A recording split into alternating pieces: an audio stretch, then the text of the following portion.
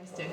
So as far as learning objectives go, I want you by the end of this to know and understand what free sugars are and how they impact our health, and also to be aware of public health campaigns that exist to tackle sugar reduction and their pros and cons. There's lots of different approaches, and I'm going to go through a couple of them.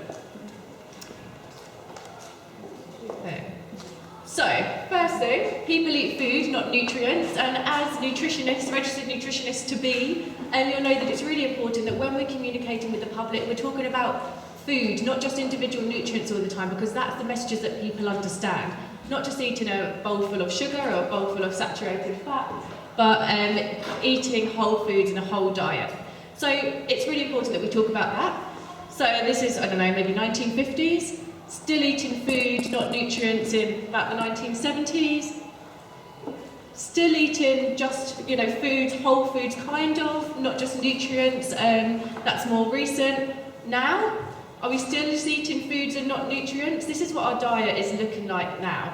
They're not necessarily going back to the 1950s where we're eating a plate of meat, vegetables, potatoes. It doesn't look the same. Actually, what's happening now is we do need to look at the individual nutrients, because more and more our food is getting stuffed with the stuff that isn't so great.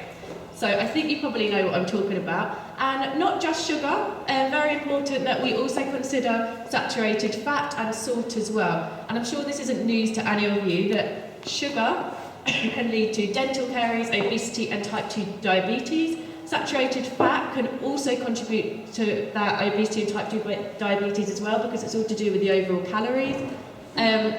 Saturated fat is also related to cholesterol, and salt is related to blood pressure. And now, the food that we eat is one of the biggest causes of preventable deaths in the UK. So that's really, really shocking, because if we change the food that we eat, that could drastically increase our lifespan and improve the health of the whole nation. So it's really important that we take it seriously, but you guys know that because you're studying it. So, free sugars and health. Just to briefly touch upon the definition of free sugars. Again, you probably know, but we used to talk about added sugars a lot. And over the last year, we've been talking about the term free sugars, and that's because the Scientific Advisory Committee on Nutrition, and I won't go into this in a lot of detail because I'm sure that Glenys is going to touch on it. The Scientific Advisory Committee on Nutrition released a report which showed the evidence that actually excess sugar intake does link to overweight and obesity, more in children and adolescents. So it does link to that weight gain. It definitely links to tooth decay, like Charlotte said, some really shocking statistics there. And it also links to type 2 diabetes, more in sugar-sweetened beverages, and then also as a secondary outcome from having increased calories and developing obesity as well. So it's really important that we do take it seriously, and there's a reason why there is a big focus on sugar. As well as that, it adds lots of calories to our diet, but it doesn't add any nutritional value, so it's not something that we require unless it is already in a piece of fruit or vegetable or a drink like milk or any kind of milk products. So that's the only time we really need these sugars, and those ones will not be considered free. And we have to be really, really clear to the public about this and educate them on it, because at the moment there's still some confusion around that. Okay. So skip through these because you've already seen them, but we know that overweight and obesity is a big, big issue. And amongst children and adults. And previously I worked for a company called MEND, which was a child weight management program. So it stood for Mind, Exercise, Nutrition, Do It. I always have to spell that out because I'm sure that people thought I said I worked for men. That's an issue. And so what we were working towards is reducing, through community behaviour change programs, reducing overweight and obesity. And it was really important that we considered the terminology that we use. So we couldn't use terms like normal weight, because why should someone feel not normal because of their weight? We have to use the terms healthy weight. But looking at these stats now, actually normal weight is overweight, and I think that that's a really scary thing. So, another risk, we know that the escalating cost of obesity and diabetes are likely to bankrupt the NHS. It would be really sad to see that go, but it's a reality. The 5.1 billion and just under 10 billion pounds on treating obesity and type 2 diabetes, which again could really be preventable. Again, you've seen this, so glad that Charlotte and I are consistent in our messaging, but as she already showed you, The biggest proportion of sugar intake in children and adolescents is through sugar-sweetened drinks. So that's why we have a big focus on it, hence the sugar duty on sugar-sweetened drinks, and we'll come on to that again in a minute. And really quickly, because again, Glenys, I'm sure, is going to go through this, how much is too much? So free sugars in 4 to 6 years is 5 cubes of sugar, 7 to 10 years it's 6, and then for 11 years plus through to adulthood it's 7. That's not a lot. If you have 2 spoons of sugar in your tea and you have more than 3 a day, then you've already into more than your daily maximum, and that's before you considered, the cereal that you're eating that is full of sugar and everything else. So currently we're having 2 to 3 times more than we should be. So that just hopefully sets a scene as to why we've got a campaign group called Action on Sugar in the first place, because it does need attention, it does need focus if we want to see any change. So, what do we do about it? Well, as we hear through lots of people, we just need to make healthier choices, right? Is that easy? No? Nutrition students, registered nutritionists, do we always make a healthy choice? No. Why? Because you know. Why not? I'm not judging. Sugary foods. Get out, guys. Say that again. Sugary foods taste nice. They taste nice, yes. They look good, yes.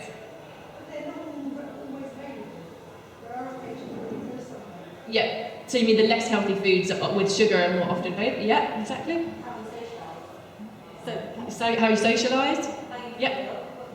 What mood you're in? There's loads of reasons. We could do a separate lecture, well, Charlotte maybe did, but another lecture on, why we're making these choices in the first place. And so I think that it's really upsetting that there's this idea that someone who is above a healthy weight is living a life like this. Not making healthy choices, not taking care of themselves, lazy, I hate that, because, we all do that occasionally. I think we all live a life like that occasionally, but that's not what causes overweight and obesity. As Charlotte showed, the Foresight report that had the complexities of all the different contributors, it doesn't take into account, this doesn't take into account all of those different things that I'm going to touch upon now.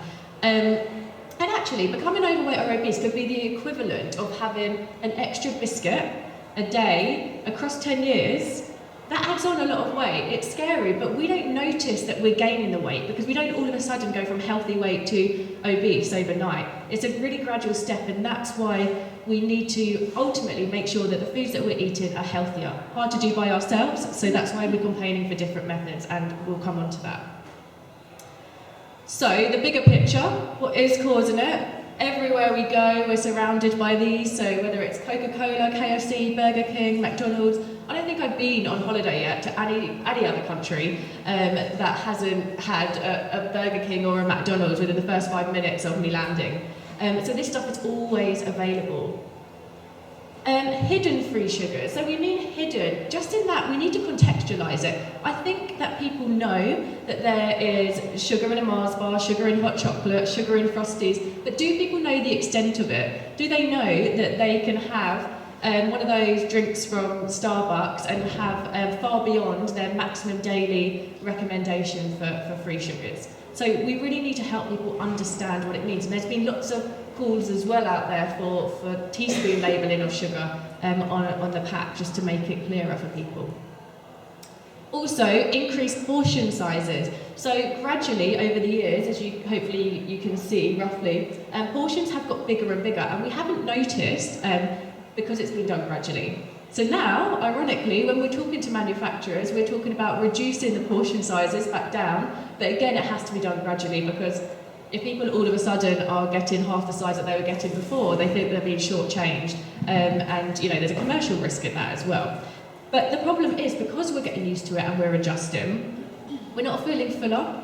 And this is a study that showed a Satiety Experiment. So as you can see, the different portion sizes, as they increase, the energy intake increase as well. So you'd think that we would get fuller, but we don't. It's all around, the satiety level is all around the same amount. And that's because we have a set point and our body gets used to how much food and energy it wants to intake. And so when people are trying to reduce that, and our set point then can change back down, but when people go on a diet and they're trying to reduce that, that's why it's really hard and we give up in the first couple of weeks, because our body's expecting more and we get hungry. So as the portions are increasing, we're not feeling fuller, we're eating more.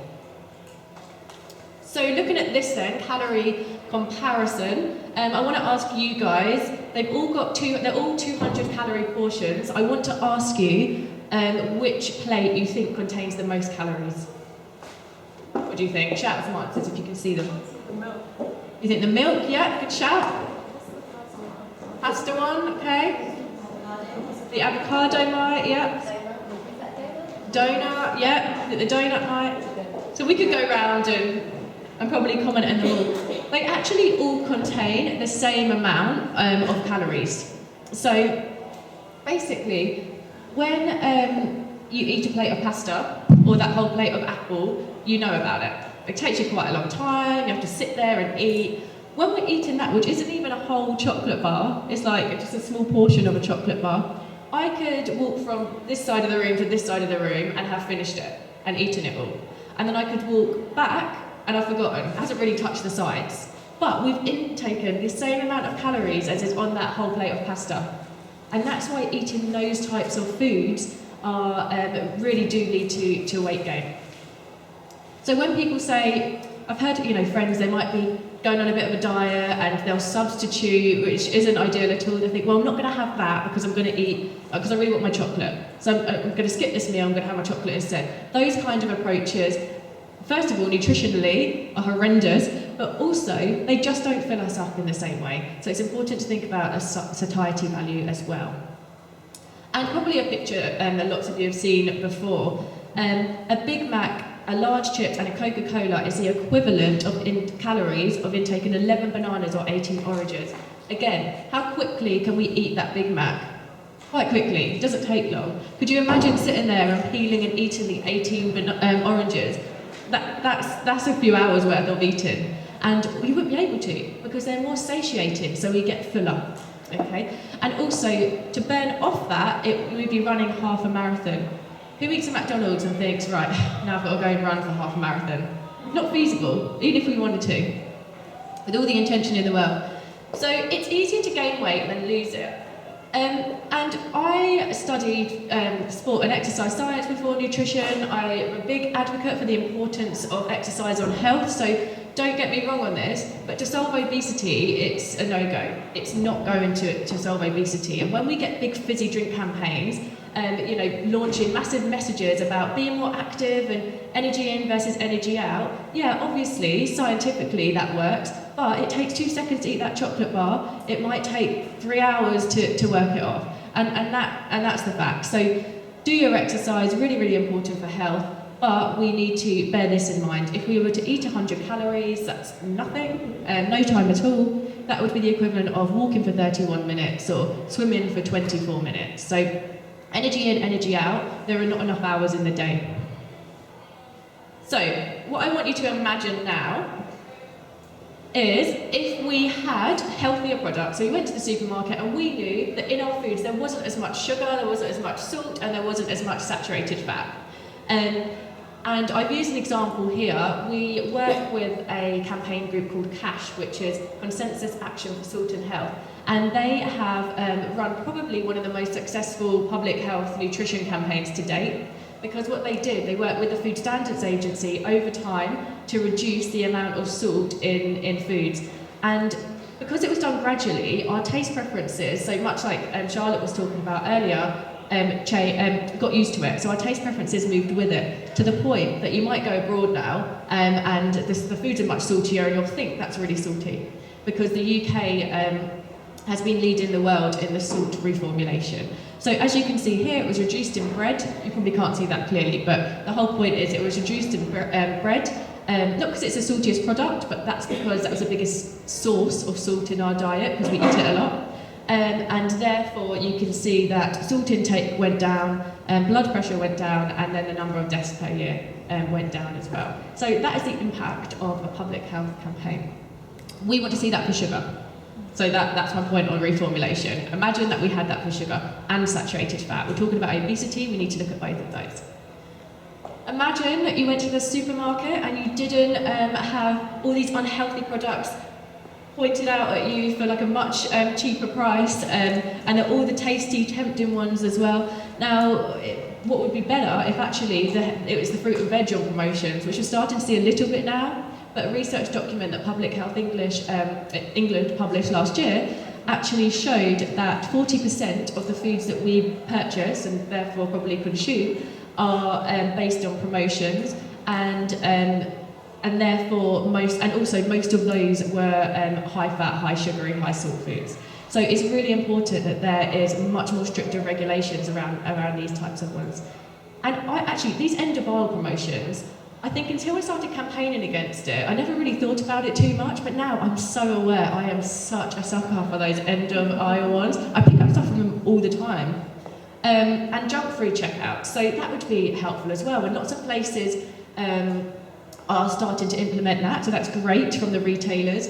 We were having a bit of Twitter conversations recently with Boots, because you go to buy shampoo and there is all this chocolate surrounding the bottle of shampoo. I mean, you have to be some kind of like absolute warrior to be able to ignore all of these things that are jumping out at you all the time. It's really difficult. Anyway, they just announced a couple of days ago that they are taking away those from they are stopping promotion those from the checkouts, which is really, really good. But then you have companies, some retailers, they will have rules that they will have junk-free checkouts in their shops, but then you go to the version at a train station and at an airport, and it's very much still there, and they say because they don't own that particular shop in those particular locations, and I'm trying not to use certain brand names if you get my gist. So, but my argument against that is that that's where you queue the most. That's where you're spending the time queuing at the train stations, at the airport. So it's not fully there, but anyway, we are seeing progress in it, and it would just be so much better if you went to buy your paper and or your petrol, and you weren't throwing all these offers on really cheap chocolate bars as well. That would be easier for us. And advertisement, if there wasn't so much advertisement and all the unhealthy stuff as well, because manufacturers, their argument is, well, we create a range of products and it's down to personal choice, and this is what the customers want, and yeah, okay, you can understand the logic behind that, but first of all, like I said, we're not warriors. We can't always say no to this type of food and drink because there's a reason why we're consuming it, but also, they say it's just down to personal choice and parents must make a healthy choice, but then they spend billions and billions of pounds on marketing and advertising. Why are they doing that? They're doing that for the pure reason that they know it influences our choice. They know that it's making us buy it. So Coca-Cola weren't going to advertise their red product anymore. Even if they don't, actually what happens is if it's our favourite, we will still go to it, even if we see a diet version being advertised.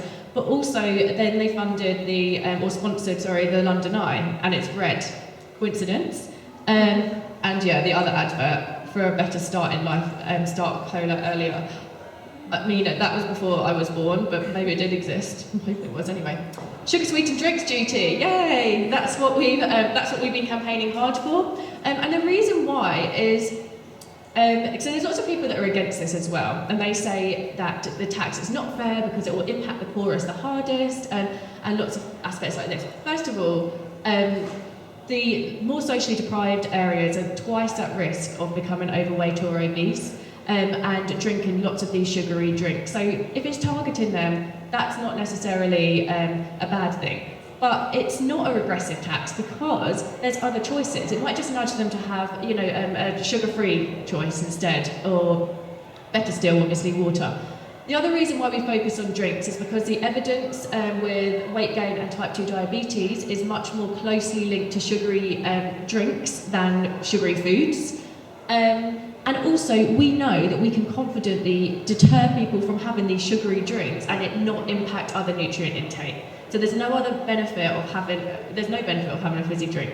Whereas if it was in a product that contained a bit of sugar, but also other nutrients, then we would have to be careful about that. So that's what we want, that's what we're getting, that's a good one. And we don't have to imagine that until, well, we do for the next couple of years, but.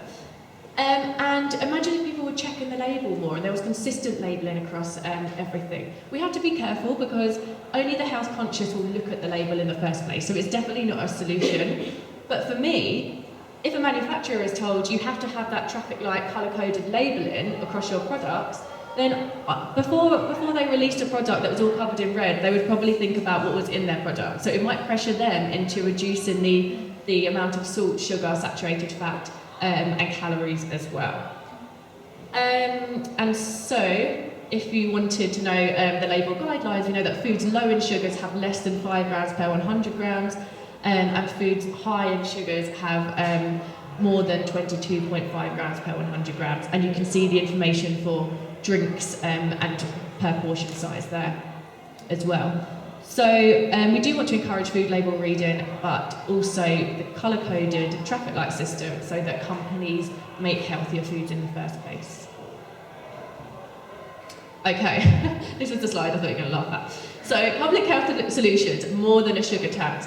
So the reason why I've said this is because at Action on Sugar, it must be about 90% of the media work that we do is about a sugar tax, which is why the last hour or so just got really busy, because now we've really got something to talk about. But it's not the only solution. It's not going to change obesity levels by itself. For me, what it does is it is a clear message to the population that there is a tax on sugary drinks because they are really unhealthy for us. And they are contributing towards weight gain, and they are contributing towards type 2 diabetes. And so that is why it's really, really important that we get this sugar tax. So, but I want us all to bear in mind as well that by itself it's not going to be the solution. So I'm going to talk about some other things that need to happen as well. So reducing obesity and type 2 diabetes, we have options. We can either treat the obese and diabetic individuals. Very, very important, big role for lots of dietitians and doctors. But is it going to solve the obesity crisis that we have at the moment where 2/3 of adults are overweight or obese? It's not enough. There isn't enough resources to do that. Plus, you're relying on people being engaged with that and actually going and seeking help and support. And not everyone does that as well. So where we're focusing on is reducing weight and risk factors at population level. Now, of course, you have to bear in mind that not everyone is going to be at risk of being overweight, or there will be some people who are underweight, and we need to bear all of those things in mind. But again, the reason why it's good to focus on sugar is that it does provide calories, but it's never a good source of calories, it's never a healthy source of calories. So it's one that we can reduce, but with a low risk impact on overall health. And yeah, so if we target the whole population, then hopefully we will see a bigger change. So you might have seen some of these Change for Life campaigns. They're marketed brilliantly and they're everywhere. And they really focus on education, raising awareness, which is really, really important, mainly because we want people to feel empowered, that they can go away and make a change. So if we know what to eat and we know what's healthier for us, and that might influence our food choices. It will for some, it won't for all. And it might for a period of time, it won't for the whole time. So we can't rely on education alone, but we definitely do want to focus on it as well. The Sugar Smart app, so you're going to have a go at in a bit, it's also a really good source of just being able to go into the supermarket and get that information about making a healthier choice. So what could be a better choice for you? There has been some criticism with this app because it doesn't differentiate between the free and total sugars. So it needs to maybe have some clearer messaging around that. But I'll come on to that in a bit because it's actually something that's really, really difficult to do anyway, and I think that Glenys is going to mention it. But overall, the bigger picture is it does give us an indication of just how much sugar is in the products compared to what we should or shouldn't be having. The organisation I work for, we also have a food switch app, and that looks across the board at sugar, salt, saturated fat, and overall calories. And what it will do, if you scan a product, then it will give you other recommendations that are going to be slightly healthier. And so, really want to reinforce, my previous job was a lot based on education, behaviour change, and that is really, really important, and for some it will work. But the bigger picture is, alone, it's not where the focus should be. Public Health England, in their report last year, and this is based on all the evidence, they said, in order to be effective in tackling obesity, and particularly to help the poorest in society, activity needs to go beyond health messages and information to consumers. So that's where we're at. And I just want to stress that raising awareness and giving information and education is not action. That doesn't mean that any changes are made. It means people know more about it, but it doesn't mean they're eating more healthily all of a sudden. A meaningful result would be a reduction in the consumption of free sugars, and an actual public health outcome would be the reduction in tooth decay, obesity, and type 2 diabetes.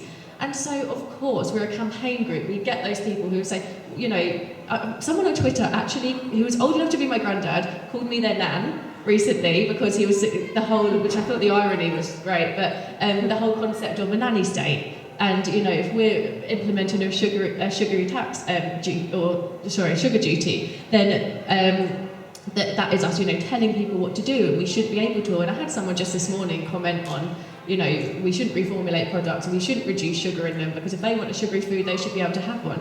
And that is true, they should be able to, but as a public health message, we absolutely cannot ignore the situation around us, which is just getting out of control. And if nothing happens, we're looking at 100%, or if we just leave it, 100%, well not quite 100, but let's go with like 98%, figure just off the top of my head there, we'll just continue to become overweight and obese. And that's, it's really important and it's really scary. And until that end thing happens, where someone is getting type 2 diabetes or cancers that are linked to overweight and obesity and heart disease, we don't take it seriously.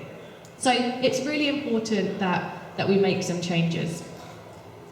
So just to focus a bit on what we're doing, Action on Sugar as an example, we've written a plan called Cameron's Obesity Plan. I think we thought we were being clever at the time by calling it Cameron's. We wanted him to own it, we wanted him to take responsibility for it. It's caused a lot of confusion since, but anyway. Cameron's Obesity Plan, what we want to basically say to him, and we have said to him, actually, I write to David Cameron quite a lot, I didn't think that would be part of my career, but actually, we want to say we've done an evidence-based plan here, and we are giving it to you, and you've just got to implement it. That's your job. I think that's quite nice. I'd like it if someone did that for me. But it is based on evidence, and what we're recommended is incremental reduction of free sugars in foods and drinks and saturated fat.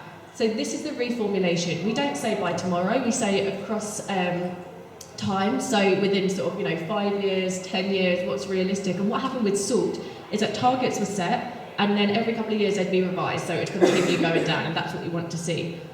I'll talk about reformulation a bit more in a second. We want to stop promotions of unhealthy foods and drinks. We want to prevent all marketing of unhealthy food and drink to children and adolescents, and that needs to include online stuff, because I think just as many children are watching YouTube now than TV channels. We want the 20% sugar duty, again. We've said we really want to focus on soft drinks. We've said confectionery as well, which we are focusing on as a sort of a secondary outcome, because it would really, again, like I said, have to include just those ones that haven't got other nutritional benefits. So, trickier. We want all public sector food to meet strict guidelines, which is really, really important, and something that hospitals and the NHS are really leading the way in doing now. And I've been fortunate enough to have meetings with Simon Stevens, who's the chief exec from the NHS, and I'm a big fan, because he has come out and he said we're going to do the sugar duty in hospitals and NHS environments, and now last week he also said they're going to not promote the unhealthy foods or market or advertise them. So they are definitely now leading by example, and so they should. And then the colour-coded food and drink labelling as well, which I've already mentioned, is really important to pressure manufacturers into reducing the amount of less healthy stuff in their products. And the main thing is we want it to be enforced by an independent nutrition agency. So I don't know how many of you remember the Food Standards Agency when they were in charge of nutrition, but it worked a lot better. And then the government changed, and then it got passed over to Department of Health, and there was no independent agency overseeing the changes or enforcing them. And CASH, so the organisation that are working on salt reduction, did a survey a couple of weeks ago, and what they noticed is that up until 2010, there was a big reduction in salt because Cash and the Food Standards Agency worked together, they monitored them closely, and it was constantly reinforced. Then it got passed over to Department of Health, and they came up with a responsibility deal. Now, the irresponsibility deal might be better, because actually they're not following it up, they're not monitoring it. If you look at the website, a lot of the information is quite dated about what the individual companies are doing.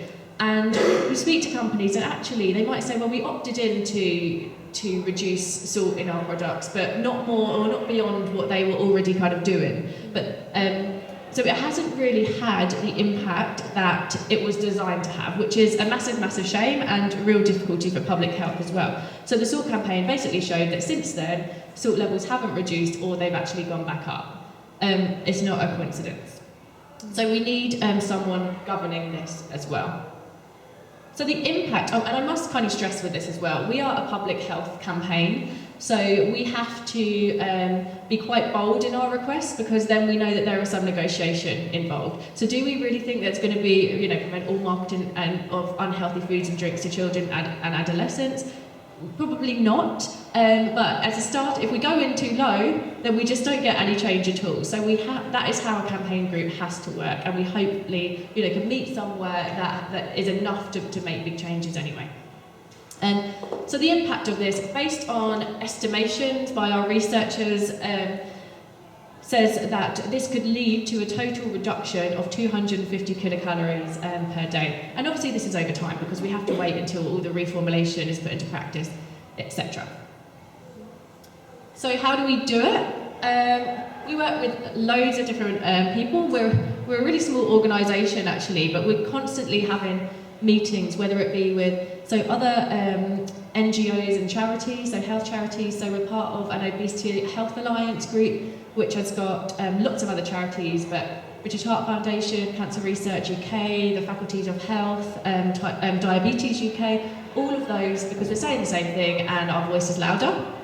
We work with the sugar reduction team at Public Health England.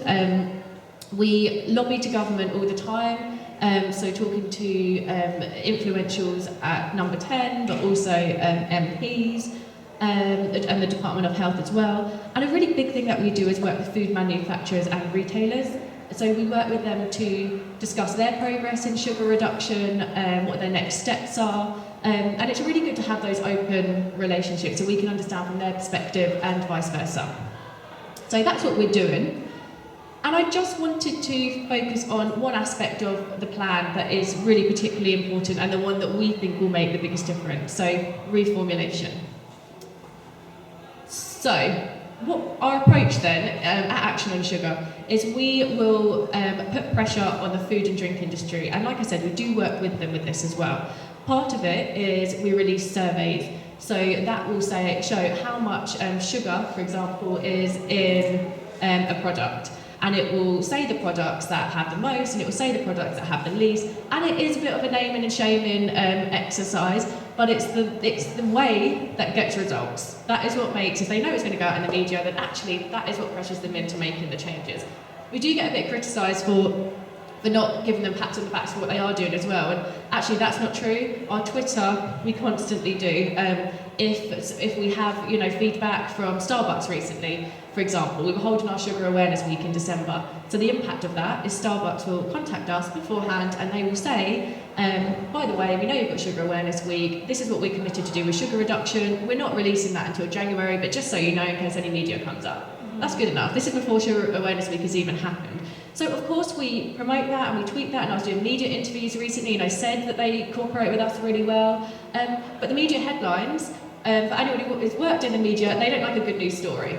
They would only focus on the negative, and that's the way it is. But of course we do want to praise those that are making lots of differences as well.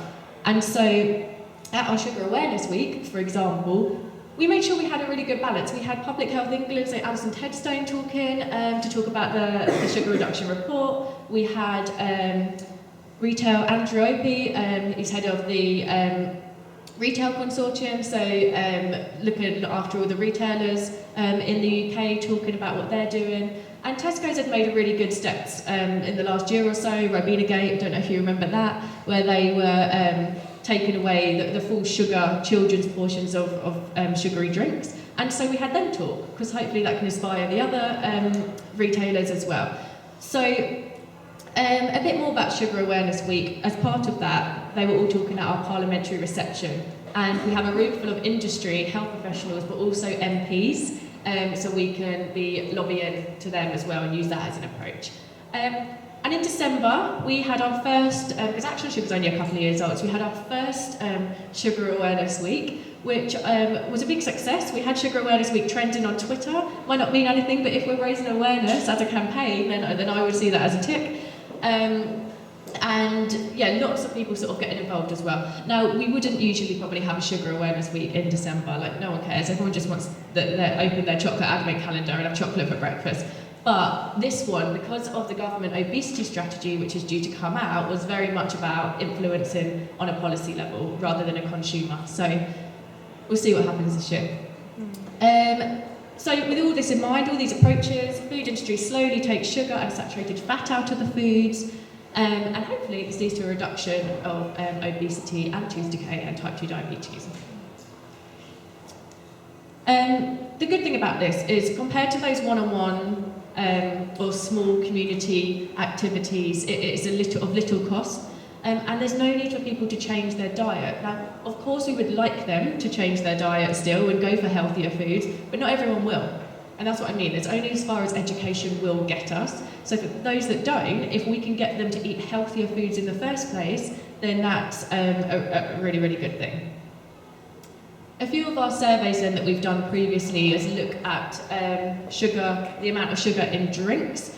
And what's, I think, hopefully helpful about these is it contextualises the amount of sugar. So in a fizzy drink, there can be, 9-10 teaspoons of sugar, whereas 5 to 7 teaspoons is our maximum recommendation based on age.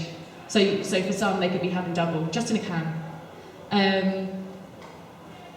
Energy drinks fuel the obesity epidemic as well. Now, energy drinks are just a scary, scary, horrible thing in general, especially because the marketing is so clever and people think, walking around I automatically look sportier. I definitely understand why, but we need to be careful. There's a shocking amount. So this can, for example, I can't remember how many spoons that is. We can have a quick count. A lot. That was my count. There's a lot of spoons of sugar in just a small can like that. And people who drink energy drinks tend, and I know because I have a friend who does this, tends to rely on them as well. So opening them all day. It's scary. And squeezing the truth out of free sugars in children's juices. So this is a really tricky area, I think, for public health.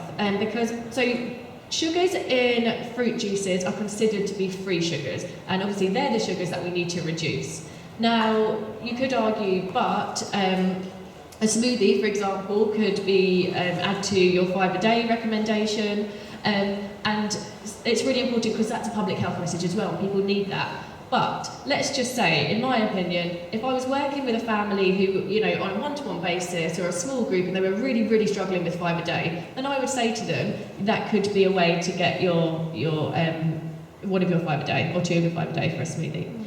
If I was working on a public health campaign, actually that's not the message that we want to give out overall. We want to give out that it's better to eat your fruit than drink it, because it is. So that was raising awareness around that. These fruit snacks, now it all depends on how they are produced in terms of whether they're containing fruit sugars or not. For a lot of them, 50% of the sugar within them will be considered a free sugar because they are processed. But lots of them differ. When you've got misleading ones like Haribo's though, and lots of little fruits from Haribo's, and parents don't realise just how much sugar is in them, I think it's good to educate and raise awareness about that. And probably our most successful survey to date, which shocked us all, but really had a massive amount of coverage, was just a couple of weeks ago we did one on hot flavoured drinks, so sugary drinks in Costa, Starbucks, Pret, all the coffee shops basically. And we found some really shocking things, and we found that in one Starbucks drink there was 25 teaspoons of sugar, which, you know, like I said, our daily maximum recommendation for an adult is 7. Like that's like 3.5 times the amount just in one drink. They should be allowed to sell that, really, I don't think. I think there should at least be something on portion size there. And then in a chai latte, I think from Costa, there was about 20 spoons of sugar, all just really, really shocking. And actually, this graph, someone tweeted us it, and so we said, thank you, that's useful, can we use it? And it compares, you can see the red line across is showing how much sugar is in a can of Coca-Cola, and you can see all the coffees that have like far beyond that as well. So really shocking. Picked up a lot of media coverage, which was good. And of course, again, we do know that some of the coffees contain, all the coffees contain lactose, and that wouldn't be considered free sugar. But it wasn't the normal, you know, lattes that were coming up as a difficulty or a challenge. It was all the flavoured ones. So you can see some more coverage there. And actually, it did get a mention, probably my best career moment today, it did get a mention on one of the Channel 4 shows, I can't remember what it was, but it was funny.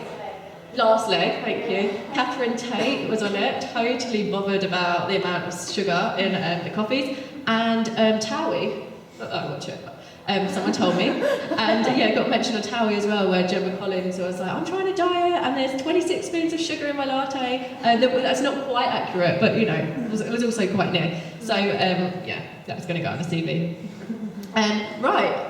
I thought I was going to be the last slot of the day, so I did whack in a little selfie of myself looking ridiculous because I thought you might need it by that point. But the whole point of this slide is really to talk about the challenges of reformulation. So the reason why I'm looking slightly stupid there is I went on a Kellogg's visit, and I just wanted to point out that something that we do is factory tours, and we really work with industry. So we're not just saying, you know, take out the sugar or the fat or whatever out of your foods and not understanding it. We put a lot of time into doing that. So the other one is, you can't really see it clearly, but we went to, it's the biggest soft drink manufacturer, and it's a factory in Somerset, so we went there, and they have basically robots doing everything for them, which is pretty cute. And this is something else that we've done. We've done lots of taste testing with companies as well. So they say, well, this is what it tastes like if you take 10% of the sugar out, this is what it tastes like if you take 40% of the sugar out, what's acceptable. And probably not, I don't have a massive sweet tooth, not because of my job, but so probably not the best person to be doing that. But what they do is lots of surveys where they test acceptability in terms of taste. So there's lots of challenges with reformulating. So first one is, if we take sugar out, are calories put back in? We can take sugar out of drinks quite easily. It doesn't contribute to the weight, but it does contribute to the weight of solid products, so foods containing sugars. So therefore, if you take it out, you have to put stuff back in. And what happened previously over the last couple of decades, when fat was the big focus, fat was taken out and sugar was put in. So we need to make sure that it's all done at the same time, and that's why as part of our plan we're talking about reducing saturated fat as well. I know what you're thinking, there's going to be not much left in our foods, but we think it's a good opportunity to increase fibre. So you could have polyols, for example. A lot of them won't add calories either, won't add energy into us. So, and there's an increased fibre recommendation as well. So it could be a good way to up our fibre. But obviously there's a limit to how much we can put in there. So that's something that we're working with food technologists to understand more about. And we had it with salt a lot as well previously. It can't be done because of this and that and all the rest of it, and it has been done. So we appreciate that it's tricky, but we're also confident that we can continue to put the pressure on and work with the food technologists to understand, because it's an area that they're going to have to look at. Sugar can be a functional ingredient in some products, so often our cakes and those kind of ones. So with those, it might be more of a matter of reducing the portion sizes as a way to reduce the calories and amount of sugar. And palatability, so like I said, we do the taste testing. What's acceptable to consumers who are used to these sweet tastes? And there is lots of debate really over whether we can just take the sugar out of drinks, for example, and put sweeteners in. I don't know where I totally stand on it, although if anyone gets a CN magazine, this isn't a plug, it just occurred to me, I've written an article on it for, I think, the April version. And I think really, through doing that article, I learned a lot about how, in the short term, if we take the sugar out and put sweeteners in, then we are going to take the calories out as well. So that's a winner, surely. But over time, is it that we should be reducing our overall preference for sweet taste? And I think it is, because there's not enough research out there to show the impact of having the sweeteners on our weight over the long term. So, for example, theoretically, it makes complete sense that if we don't get the calories from our sugar, that we are going to compensate later in the day with other foods. Because when we are having these types of foods, it's not just the sweet taste that we want, but our body is expecting calories. But there isn't really the evidence to show that. So we're not sure, we need more work done on that. But we also, I think, in order to tackle sugar reduction as a whole, we probably need to be reducing those sweet taste preferences.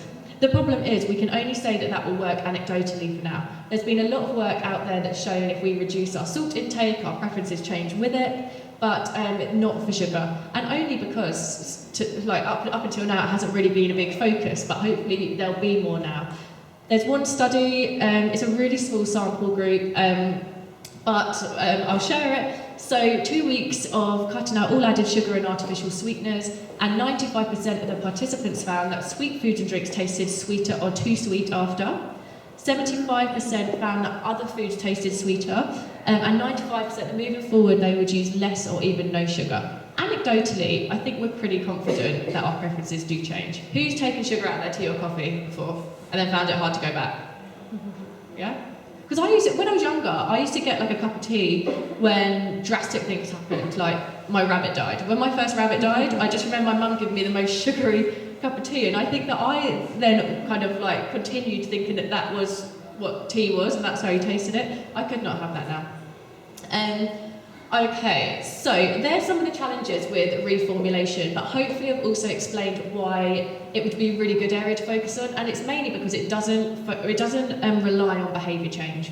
It's done gradually, so it's unobtrusive measure, really. We don't notice, it's not all of a sudden, all the sugar's going to be taken out of your favourite food. It's all done gradually and slowly. And working with manufacturers and their experiences, we kind of hear that not shouting about it is the best way for them to go as well, because as soon as they plaster, that we've taken out all the sugar from this food, people automatically have decided that it doesn't taste as good. So there's lots of approaches to consider.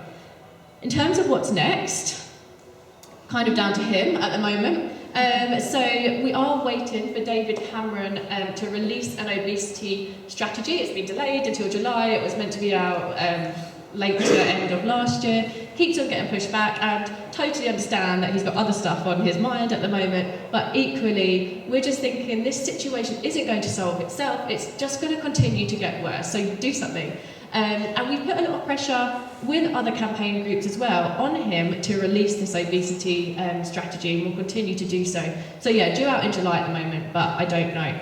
Anyway, what we're hoping for is something that's really meaningful and is going to actually make a difference. Not something that says, well, let's just continue educating and people will just make the right choices. That doesn't happen. We need to change the food supply in this country because otherwise people won't be able to eat healthily. It's as simple as that. And that's why hearing the sugar duty that's coming in is a really, really massive deal for us, because it just shows, okay, somewhere around there they're hearing it. They're taking it seriously. And up against the food industry, because obviously we're a country that wants to be really successful in business as well, and the food and drink industry actually are supplying a lot of jobs. So it's always a balance for government, and we need to make sure that it's all fair, but that not at the expense of our health, because that's what's happening. So in summary, we need strong policies to help us reduce our free sugars intake. Education is important, but not enough. We need to tackle the environmental drivers, so all the things I spoke about in our Cameron's obesity plan, and the government must release a robust childhood obesity strategy urgently. Some extra reading, in case you wanted to. Just got things. If you're feeling inspired, then you can volunteer with Action Sugar. We do take volunteers on quite often, which is really helpful for us and hopefully the volunteers as well, so get in touch with me.